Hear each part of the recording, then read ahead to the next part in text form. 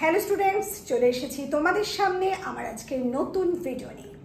আমার আজকের ভিডিওর বিষয় বিশ্বকবি রবীন্দ্রনাথ ঠাকুরের একটি বিখ্যাত ছোট গল্প নিশীথে।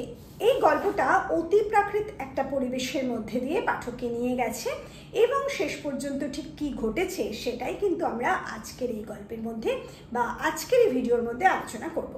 তোমরা যারা স্কুল, কলেজ অথবা ইউনিভার্সিটির ছাত্রছাত্রী আছো তাদের জন্য আজকের এই বিষয়টা অত্যন্ত প্রয়োজনীয় ঠিকই, কিন্তু যারা কেবলমাত্র গল্প শোনার জন্য আমার চ্যানেলের সামনে বসে থাকেন তাদের কাছেও কিন্তু আজকের এই গল্পটা অত্যন্ত প্রয়োজনীয় না হলেও অত্যন্ত আকর্ষণীয় গল্প হতে চলেছে। তাহলে শুরু করা যাক আমাদের আজকের ছোট গল্প নিশীথে।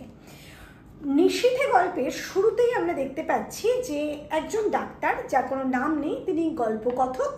তিনি গভীর রাত্রে ঘুমাচ্ছেন এবং রাত 2:30 নাগাদ তার দরজায় টোকা দিয়ে জমিদার দক্ষিণাচরণ বাবু ডাকছেন, ডাক্তার ডাক্তার। ডাক্তার দরজা খুললেন ঘুম চোখে এবং দেখলেন সামনে জমিদার বাবুর মুখ একেবারে বিবর্ণ হয়ে গেছে, চোখ বিস্ফোরিত। তিনি ডাক্তারকে বলছেন, আজ আবার ওই উপদ্রবগুলো শুরু হয়েছিল, তোমার ওষুধে বোধহয় ঠিকমতো কাজ হচ্ছে না। আর সঙ্গে সঙ্গে ডাক্তার তাকে ঘরে আসতে বলেন এবং একটা জায়গা দেন বসার জন্য, এবং সেই সঙ্গে জমিদারবাবুকে বলেন, আজকে বোধহয় মদ্যপানটা একটু অতিমাত্রায় করে ফেলেছেন, যার জন্য আবার আপনি ভয় পেয়েছেন। কাজে এই যে দুজনের কথোপকথন, সেই কথোপকথনের মধ্যে দিয়ে আমরা পরিষ্কার বুঝতে পারি, একটা ছবি আমাদের চোখের সামনে ভেসে ওঠে যে প্রতিদিনকার মতো জমিদারবাবু আজকেও ডাক্তারের কাছে ভয় পেয়ে ছুটে এসেছেন। ওই ডাক্তার জমিদারবাবুকে দেখাশোনা করছেন বা তাকে ওষুধ দিচ্ছেন নিয়মিত ওই কারণটা বশত, এবং ডাক্তার মনে করছেন জমিদারবাবুর অতিরিক্ত মদ্যপানই এর কারণ। কিন্তু এরপরেই আমরা যে বিষয়টা শুনতে পাবো সেটা পরিষ্কারভাবে বোঝা যাবে ডাক্তারের যে ধারণা সেটা সম্পূর্ণ ভুল। আর জমিদার দক্ষিণাচরণ বাবুও সেই একই কথা ডাক্তারকে বললেন যে মদ্যপানের ব্যাপারটা আপনার ভ্রম, অতএব ভুল ধারণা। তা যাই হোক, এই যে দক্ষিণাচরণ বাবু জমিদার বাবু অর্থাৎ দক্ষিণাচরণ বাবু তিনি ডাক্তারকে ভুল বলে প্রমাণ করলেন, সেই সঙ্গে তিনি ডাক্তারকে এবার এমন কিছু ঘটনা বলবেন বা তার স্মৃতিচারণ করবেন বা তার নিজের জীবনের গোপন কথা তুলে ধরবেন, যে কথাগুলো কিন্তু আমাদের এই গল্পকে একটা নতুন মাত্রা দেবে। এবং সেই সঙ্গে এই গল্পের মধ্যে শুরু হবে আরও একটা গল্প, যেটা আজকের নিশীথে গল্পের প্রধান উপজীব্য বিষয়। তার আগে বলে রাখি, নিশীথে গল্পটা রবীন্দ্রনাথ ঠাকুর প্রথম লিখেছিলেন তার সাধনা পত্রিকার মাঘ সংখ্যায়। পরবর্তীকালে গল্পগুচ্ছের 2য় খণ্ডে এই গল্পটা তিনি স্থান দিয়েছেন। যাই হোক, আমাদের এই গল্পে দক্ষিণাচরণ বাবু তার যে কথাগুলো বলেছেন ডাক্তারকে সেটা অনেকটা এই রকম। দক্ষিণাচরণ বাবুর প্রথম স্ত্রী ছিলেন অত্যন্ত সুগৃহিণী। দক্ষিণাবাবু বলেছেন যে তার স্ত্রীর মতো গৃহিণী আর দুটো হয় না, অর্থাৎ তিনি যে সুগৃহিণী সে ব্যাপারে তার কোনো সন্দেহ নেই। কিন্তু সেই সঙ্গে জমিদারবাবু বলছেন একজন স্ত্রী হতে গেলে তার মধ্যে বেশ কিছু গুণের প্রয়োজন। তিনি যেমন সুগৃহিণী হবেন এটা প্রয়োজন, সেই সঙ্গে তিনি স্বামীর একজন পরম বন্ধু হবেন, স্বামীর পরম পরামর্শদাতা হবেন, এবং স্বামী যদি ললিত কলা বিষয়ে অনুরাগী হয় বা বিশেষ পারদর্শী হয় তবে তার স্ত্রীকে হতে হবে সেই স্বামীর অনুগত ছাত্রী। কিন্তু দক্ষিণাচরণ বাবুর প্রথম স্ত্রী সুগৃহিণী হলেও পরবর্তী এই গুণগুলো কিন্তু তার মধ্যে ছিল না, এবং সেই কারণে এই দক্ষিণাচরণ বাবুর মনের মধ্যে একটা অতৃপ্তি বোধ সর্বদা কাজ করেছে। দক্ষিণাচরণ বাবু আরও বললেন যে তার স্ত্রীকে নিয়ে তিনি যখন বরানগরের বাড়িতে বসবাস করেন, সেই বরানগরের বাড়িতে তার স্ত্রী, প্রথমা স্ত্রী, একটা বেশ সুন্দর বাগান তৈরি করেছিলেন, যে বাগানটা ছিল তার স্ত্রীর পরম প্রিয়। সেই বাগানে প্রচুর দেশি ফুল গাছ ছিল, জুঁই ফুল, বেল ফুল, শিউলি ফুল, কিন্তু সেখানে রঙের আতিশয্য ছিল না বা পাতার বাহার ছিল না। এই যে বর্ণনা তিনি দিলেন তার থেকে কিন্তু আমরা তার স্ত্রীর একটা চরিত্র খুঁজে পাই। সেটা কি? এই স্ত্রী ছিলেন, যতই দক্ষিণাচরণ বাবু বলেন তার মধ্যে রসবোধ ছিল না বা তার মধ্যে শিল্পের যে আকর্ষণ সেটা ছিল না, তা কিন্তু কখনোই নয়। বরং তিনি ছিলেন অত্যন্ত বাস্তববাদী এবং তিনি সৌন্দর্য পিয়াসী নন, তিনি ছিলেন গুণের পিয়াসী। তিনি গুণকে বিশেষভাবে হৃদয় দিয়ে গ্রহণ করতে জানতেন। দক্ষিণাচরণ বাবু বলছেন যে এই বাগানে তার স্ত্রী একটা শিউলির বেদি তৈরি করেছিলেন, শিউলি গাছের গোড়া একটা বেদি তৈরি করিয়েছিলেন, সাদা পাথরের বেদি। আর সেই বেদিতে এসে তিনি প্রায় বসতেন, মানে তার স্ত্রী এসে বসতেন। সেই প্রকৃতির মধ্যে তিনি সেই প্রকৃতির সুন্দরকে উপলব্ধি করতেন এবং তার বাগানের বাইরে দিয়ে যে প্রবহমান গঙ্গা, সেই গঙ্গার শোভা তিনি প্রত্যক্ষ করতেন বা দেখতেন। সেই সঙ্গে জমিদারবাবু একথা বলতেও ভুলছেন না যে তার স্ত্রী নিজের সেই গঙ্গার শোভা দেখতেন ঠিকই, কিন্তু গঙ্গা বক্ষে যে নৌকাগুলো যেত সেই নৌকার যাত্রীরা তার স্ত্রীকে দেখতে পেতেন না। অতএব দক্ষিণাচরণ বাবুর চরিত্রটাও কিন্তু আমাদের চোখে একেবারে পরিষ্কার পরিচ্ছন্ন। অর্থাৎ তৎকালীন সময়ে পুরুষতান্ত্রিক সমাজের যে রীতি রেওয়াজ, তারা যে মেয়েদের অবগুণ্ঠনবতী করে রাখতো বা তাদের যে মেয়েদের ঘরের মধ্যে রাখার বা দেখার একটা রীতি ছিল, সেটা কিন্তু দক্ষিণাচরণ বাবুর মধ্যেও আমরা দেখতে পাচ্ছি। দক্ষিণাচরণ বাবুর মধ্যে একটা রোম্যান্টিসিজম ছিল, যেটা তিনি বলছেন বিশেষ করে তিনি প্রত্যক্ষ করেননি তার স্ত্রীর মধ্যে। কিন্তু সেই দক্ষিণাচরণ বাবু যখন তার স্ত্রীকে তার ভালোবাসার কথা বলতেন, বিশেষ কবিত্ব করে বলতেন, তিনি বলছেন তার স্ত্রী এমনভাবে হেসে উঠতেন যে সেই হাসির মধ্যে তার লজ্জা থাকতো, তার ভালো লাগা থাকতো, কিন্তু তার মধ্যে আরও একটা বিষয় থাকতো, সেটা হচ্ছে শ্লেষ, একটা উপহাস। তিনি পরিষ্কার যেন বুঝতে পারতেন তার স্ত্রী তার কথাগুলোকে উপহাস করছেন। তিনি বলছেন যে তিনি যখন খুব অসুস্থ ছিলেন, মানে দক্ষিণাচরণ বাবু একবার ঘোরতর অসুস্থ হয়েছিলেন এবং তার স্ত্রী তাকে সেবা দিয়ে একেবারে সুস্থ করে তুলেছিলেন। বহুদিন ধরে তার সেবা শুশ্রূষা করে তাকে সুস্থ করেছিলেন। কিন্তু তার স্ত্রী যখন তার সেবা করছিলেন তখন তিনি ছিলেন সন্তান সম্ভবা।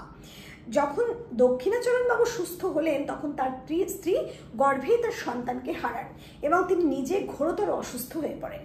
প্রচুর ডাক্তার বদ্যি ওষুধ পথ্যি করেও তার স্ত্রীকে কোনোভাবে ভালো করতে পারা যাচ্ছিল না।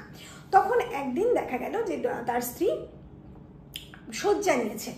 সেই সময় দক্ষিণাচরণ বাবু কর্তব্য পরায়ণ হয়ে তার মনে হলো তার স্ত্রী যখন তাকে সেবা দিয়ে ভালো করে তুলেছেন, তখন তারও কর্তব্য তার স্ত্রীকে সেবা শুশ্রূষা করা। তিনি সেটা করতে যাচ্ছেন, কিন্তু তার স্ত্রী কিছুতেই সেটা গ্রহণ করতে পারছেন না। আসলে ওই যে তৎকালীন সমাজে তিনি আবদ্ধ ছিলেন, স্বামী স্ত্রীর সেবা করবে এটা একটা অস্বাভাবিক ব্যাপার। স্ত্রী স্বামীর সেবা করবে এটা তো স্বাভাবিক, সমাজ তো সেটা দেখে, সমাজ সেটাই চায়। কিন্তু একজন স্বামী যদি একজন স্ত্রীর সেবা করে, সেটা লোকে কি বলবে, এ কথা তিনি বারবার তার স্বামীকে বলেন।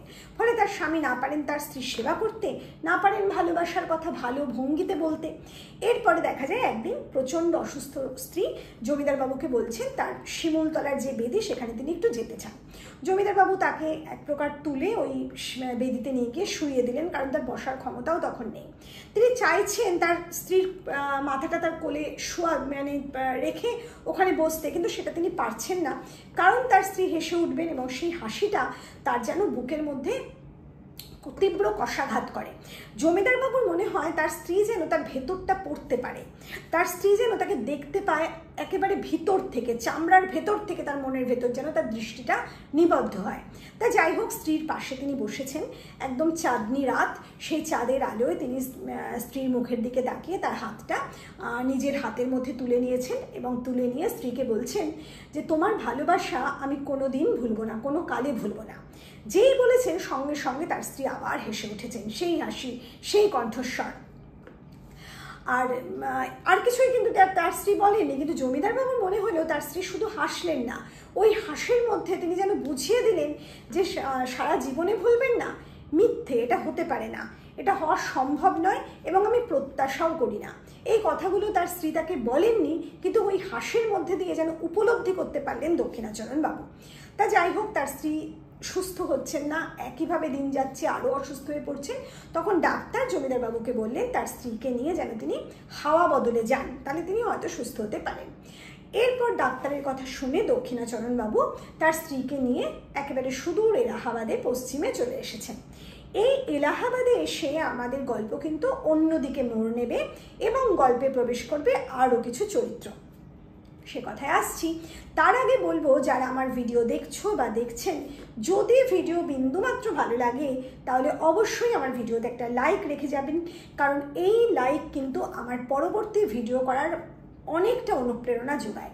আর প্রত্যেককে বলবো, তোমাদের মনের মধ্যে যে বিষয়টা আসছে আমার এই ভিডিও দেখে বা তোমাদের চাহিদা আমার থেকে, সেই সমস্ত কিছু আমার কমেন্ট বক্সে রেখে যেতে কিন্তু কখনো ভুলো না। আর অবশ্যই এই ধরনের ভিডিও আরও পাওয়ার জন্য, আমাদের চ্যানেলকে আরও সমৃদ্ধ করার জন্য আমাদের এই চ্যানেলকে সাবস্ক্রাইব করে রাখো আজ এই মুহূর্তে। তাহলে চলো আমরা ফিরে যাই এলাহাবাদে। এলাহাবাদে গিয়ে আমরা দেখলাম কি হলো না, জমিদার বাবু আরও একজন ডাক্তারকে দিয়ে তার স্ত্রীর চিকিৎসা করাচ্ছেন। নতুন একজন চরিত্রকে আমরা পেলাম, হারান ডাক্তার। হারান ডাক্তার আবার এই জমিদার বাবুর স্বজাতীয় বা স্বগোত্রীয়। এর ফলে কি হলো, হারান বাবু প্রায়শই নিমন্ত্রণ করেন জমিদার বাবুকে তার বাড়িতে, এবং তার বাড়িতে জমিদার বাবু যান নিমন্ত্রণ রক্ষা করতে। আর অন্যদিকে এই জমিদার বাবুর স্ত্রী প্রত্যেক দিন তার স্বামী বেরিয়ে যান, তিনি জানেন তার হজম হয় না, তিনি হাঁটতে যান, কিন্তু তিনি একথাও জানেন যে হারানবাবুর বাড়িতে তিনি মাঝে মধ্যে নিমন্ত্রণ রক্ষা করতে যান। কিন্তু এর ভেতরে আর একটা সত্য আছে, যে সত্য জমিদার বাবু কিন্তু তার স্ত্রীর থেকে গোপন রেখেছিল। সেটা কি, হারানবাবুর এক কন্যা ছিল, সেই কন্যার নাম মনোরমা, তার বয়স 15। হারানবাবু জমিদার বাবুকে বলেছেন যে 15 বছর বয়স হয়ে সে অবিবাহিত আছে, কারণ পাত্র মনের মতো তিনি পাচ্ছেন না। আর যে সময়ের গল্প আমি তোমাদের বলতে বসেছি, বুঝতেই পারছো, সেই সময়ে মেয়েদের মোটামুটি 8, 9, 10 বছরে বিয়ে হয়ে যেত। কাজেই 15 বছরের একটা অবিবাহিত মেয়ে থাকলে মানুষের মধ্যে অনেক রকম প্রশ্ন উঁকি দেয়, সেই সময় দিত। তা যাই হোক, এই গল্পের মধ্যে আমরা দেখলাম যে জমিদার বাবু কানা ঘোষতে গুজব শুনেছেন যে ওই হারান ডাক্তারের কুলের কোনো একটা সমস্যা ছিল, মানে বংশে কোনো একটা সমস্যা ছিল, আর সেই কারণবশতই তার মেয়ের বিবাহ হয়নি। সে কথায় তিনি অতটা গুরুত্ব দেননি, বা গুরুত্ব গল্পের মধ্যেও আমাদের লেখক দেননি। এই হারানবাবুর বাড়িতে জমিদারবাবু প্রায়শই যাচ্ছেন, এবং মনোরমাকে দেখে তার মনের ভেতর একটা অদ্ভুত পিপাসা জেগেছে। কোন পিপাসা? যে পিপাসা তার স্ত্রীর থেকে তিনি মেটাতে পারছেন না। এখানে আমরা দেখছি যে দক্ষিণাচরণবাবু বলছেন যে তার মনোরমাকে দেখে মরুভূমির মধ্যে মরীচিকা দেখার একটা উপলব্ধি হলো। আসলে মরুভূমির মধ্যে মরীচিকা একটা ভ্রম। আসলে জলের তৃষ্ণা থাকলেও যাত্রী কিন্তু সেই জল পান করতে পারে না। আর এখানে জমিদারবাবু মনোরমাকে দেখে তার সৌন্দর্যে আকৃষ্ট হচ্ছে, তার মধ্যে প্রেম জাগছে, ভালোবাসা জাগছে ঠিকই, কিন্তু আকণ্ঠ গ্রহণ করতে পারছেন না, তার পিপাসা মিটছে না, তাকে ফিরে যেতে হচ্ছে তার গৃহিণীর ঘরে, তাকে সেবা শুশ্রূষা করতে হচ্ছে। যে জমিদারবাবু একদিন তার স্ত্রীর সেবা করতে চেয়েছেন, তার স্ত্রী করতে দেননি, আজ সেই জমিদারবাবুর নিজে থেকে যখন স্ত্রীকে সেবা করছেন, তার স্ত্রীর আর ওঠাপা চলার কোনো ক্ষমতা নেই, সেই সময় দেখা যাচ্ছে জমিদারবাবুর কাছে সেই গৃহ ক্লান্তিকর হয়ে উঠছে, রোগীর ঘর তার আর ভালো লাগছে না। প্রায়শই তিনি কাজে বিঘ্ন ঘটাচ্ছেন, সেবায় বিঘ্ন ঘটছে। তা এরকমভাবেই কিন্তু দিনটা কাটছে। অন্যদিকে হারানবাবু একদিন হঠাৎ করে জমিদারবাবুকে বললেন যে এই ধরনের রোগীর বেঁচে থাকার থেকে মরে যাওয়াই ভালো, কারণ এই রোগীরা নিজেও কষ্ট পায় বেঁচে থেকে, আর তাদের পরিবার পরিজনকেও অত্যন্ত কষ্ট দেয়। কিন্তু যেদিন হারান ডাক্তার এই কথা জমিদারবাবুকে বললেন, সেদিন কিন্তু জমিদারবাবুর কোথাও যেন একটা কষ্ট হয়েছিল। তিনি রেগে গিয়েছিলেন মনে মনে, তার মনে হয়েছিল হারানবাবুর তার স্ত্রীর সম্পর্কে কথা বলা অত্যন্ত অনুচিত হয়েছে, এবং তিনি একথাও মনে করেছিলেন যে হারান ডাক্তার আসলে অত্যন্ত পাষাণ, তার মধ্যে কোনো মায়া মমতা নেই বলেই তিনি কথা বলতে পেরেছেন। ডাক্তারদের মনটা এরকমই হয়। আর একদিন দেখা গেছে যে তার স্ত্রী এই ডাক্তারকে বলছেন আড়াল থেকে, তিনি শুনছেন যে বারবার ওষুধ দিয়ে মিথ্যা চেষ্টা করে ডাক্তারখানার ঋণ বাড়িয়ে কী হবে, আপনি বরং আমাকে এমন ওষুধ দিন যে ওষুধ খেয়ে আমি মরে যেতে পারি। এই কথা শুনে হারান ডাক্তার তাকে বলেছে, ছি ছি, একই কথা। কিন্তু এই কথা শুনে জমিদারবাবুর মনে এতটাই কষ্ট হয়েছে, তিনি শোকাহত হয়েছেন, তার স্ত্রীর জন্য গভীর বেদনা হয়েছে। অথচ সেই জমিদার বাবুকেই আমরা দেখতে পাচ্ছি মনোরমার প্রতি আকৃষ্ট হতে, তার স্ত্রীর সেবায় বিঘ্ন ঘটাতে, তার স্ত্রীর ঘর হয়ে উঠছে তার কাছে ক্লান্তির ঘর। তা যাই হোক, একদিন এই স্ত্রীকে দেখার জন্য মনোরমাও এই জমিদারবাবুকে প্রায়শই বলতেন, কিন্তু জমিদারবাবুর এই ব্যাপারটা মোটেই ভালো লাগতো না। একদিন বিকেলবেলা জমিদারবাবু বেরোতে যাচ্ছেন, সেই সময় তার স্ত্রী প্রচণ্ড যন্ত্রণা অনুভব করছেন, যন্ত্রণায় তিনি কাতরাচ্ছেন। আর তার স্ত্রী যখন ভেতরে প্রচণ্ড যন্ত্রণা অনুভব করতেন, তখন তার দুটো হাতের মুঠো শক্ত হয়ে আসতো, বিবর্ণ হয়ে যেত, মুখটা যেন নীল বর্ণ হয়ে যেত। আর সেদিনকে ঠিক তেমনটাই হয়েছিল। জমিদারবাবু তাই জন্য স্ত্রীকে জিজ্ঞেস করলেন যে তার কি খুব কষ্ট হচ্ছে, খুব যন্ত্রণা বেড়েছে। তখন তার স্ত্রী কথা বলবেন এমন ক্ষমতাই তার মধ্যে নেই। এরম করতে করতে বিকেল গড়িয়ে সন্ধে হলো, অন্ধকার নেমে এলো, ঘরে একটা কেরোসিনের বাতি জ্বলছে। এমন সময় দরজায় এসে দাঁড়িয়েছে মনোরমা। আর জমিদারবাবুর স্ত্রীর যে মুহূর্তে মনোরমার দিকে দৃষ্টি গেছে, তিনি মনোরমাকে দেখে হঠাৎ একটা আতঙ্কগ্রস্ত হয়ে চিৎকার করে ওঠেন, ও কে, ও কে, কে ও? এ কথা যখনই জমিদারবাবু শোনেন, জমিদারবাবু চমকে ওঠেন ঠিকই, কিন্তু তার মুখ থেকে বেরিয়ে আসে, আমি জানি না। পর মুহূর্তেই জমিদারবাবু আবার সম্বিত ফিরে পান। তার মনের মধ্যে হয়তো কোনো মিথ্যাচারের জন্য অনুতপ্ত হন তিনি বলেন যে ও না হারান ডাক্তারের মেয়ে মনোরমা। যখন তিনি জমিদারবাবু এই কথা বলেছেন, তখন তার স্ত্রী তাকে বলেছেন যে আলোটা একটু ধরো, এবং মনোরমাকে তিনি বলেছেন আপনি ভেতরে আসুন। একটা স্বাভাবিক সম্ভাষণ তিনি করেছেন, একেবারে স্নেহের স্বরে। মনোরমাকে দেখে তার স্ত্রীর মধ্যে কিন্তু কোনো বিচলিত ভাব আমরা দেখিনি।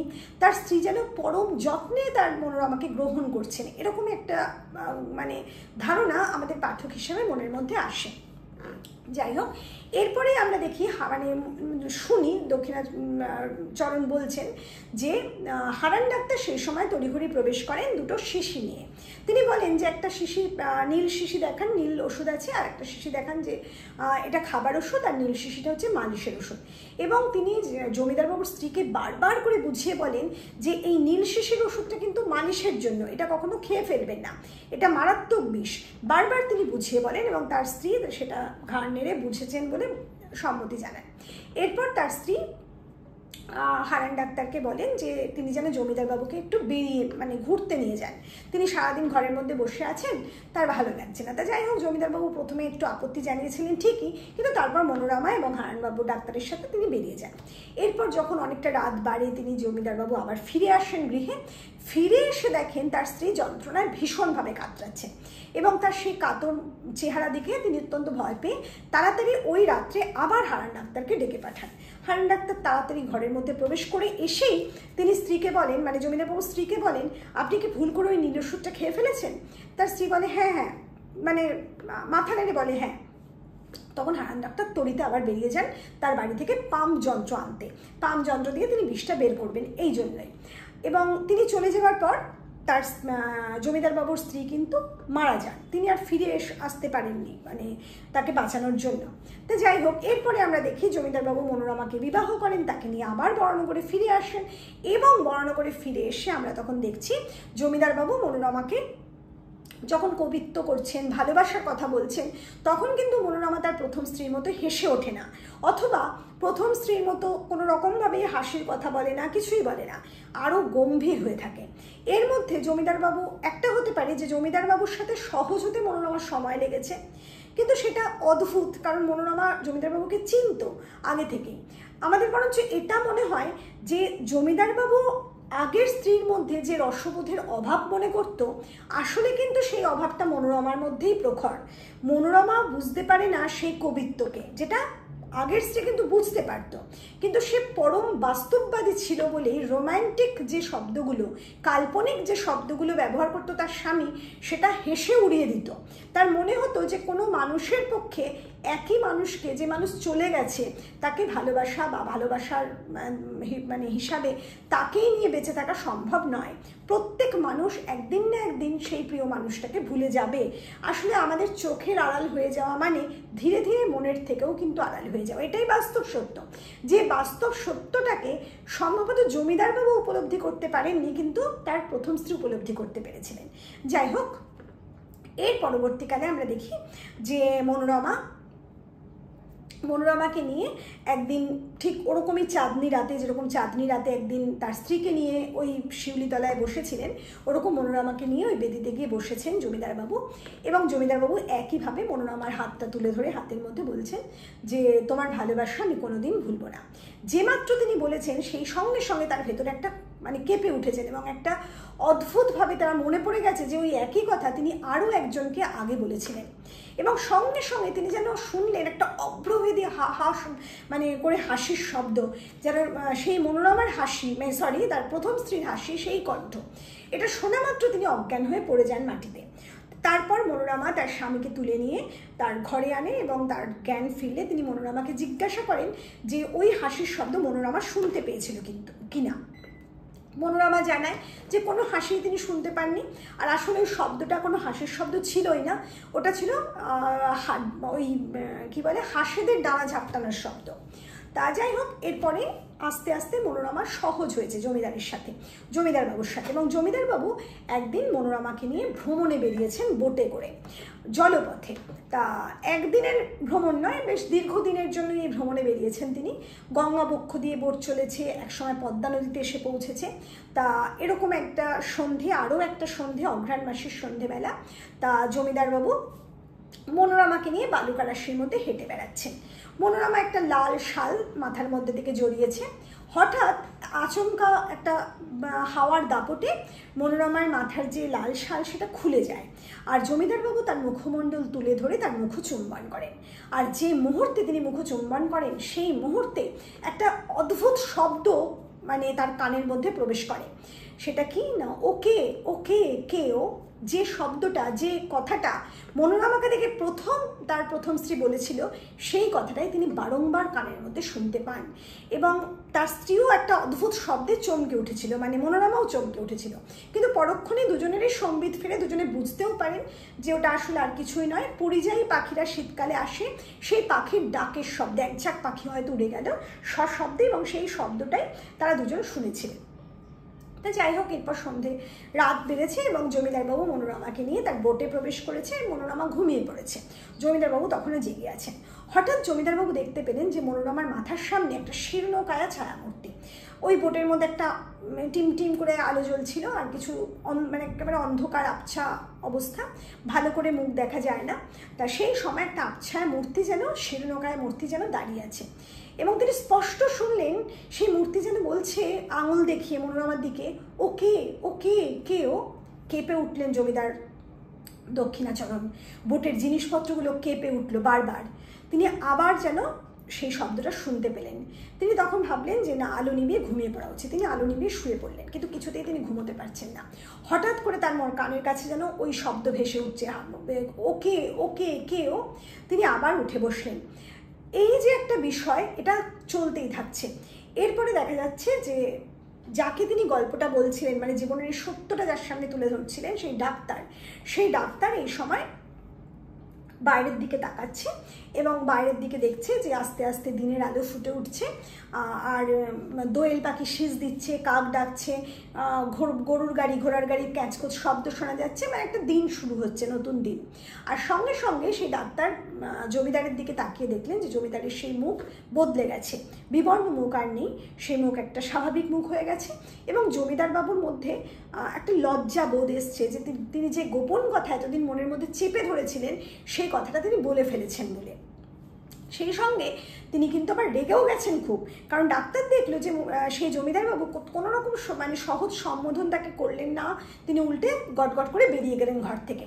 তাতে বোঝা যাচ্ছে তিনি অত্যন্ত রেগেও গিয়েছেন, কেন তিনি বলে ফেলেছেন, বা ডাক্তার যেন সে কথা শুনে অপরাধ করে ফেলেছে। এরপরে আমরা দেখি যে আরও একটা লেখক লিখছেন যে আবার এক নিশীথ রাত, আবার ডাক্তারের দরজায় ঠক ঠক শব্দ, ডাক্তার ডাক্তার। এখানেই ছোট গল্পের শেষ।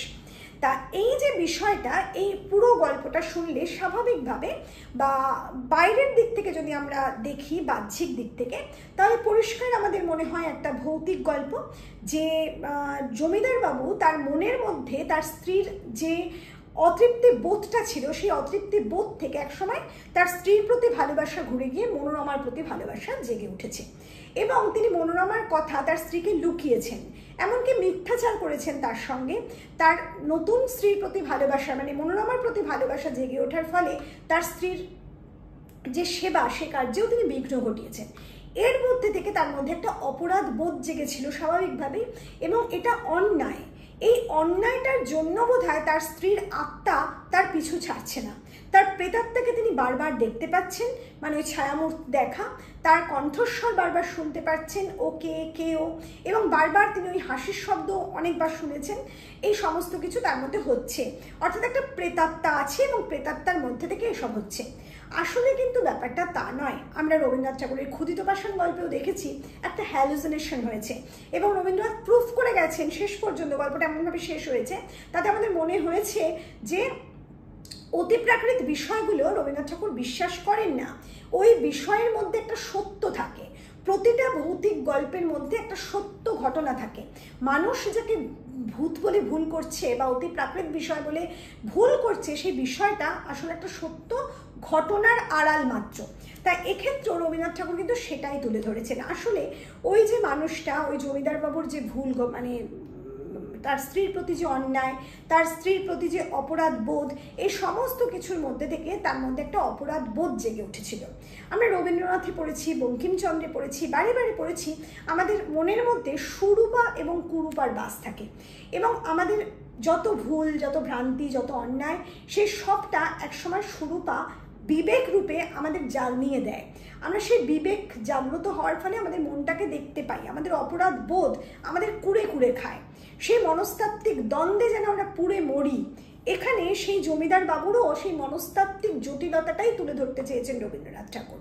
সেই মনস্তাত্ত্বিক দ্বন্দ্ব থেকেই কিন্তু জমিদার বাবু ওই ভুলটা করতেন, বারবার সেই শব্দ কানে শুনতেন, বারবার ওই কথাটা কানে শুনতেন, হাসি শুনতেন।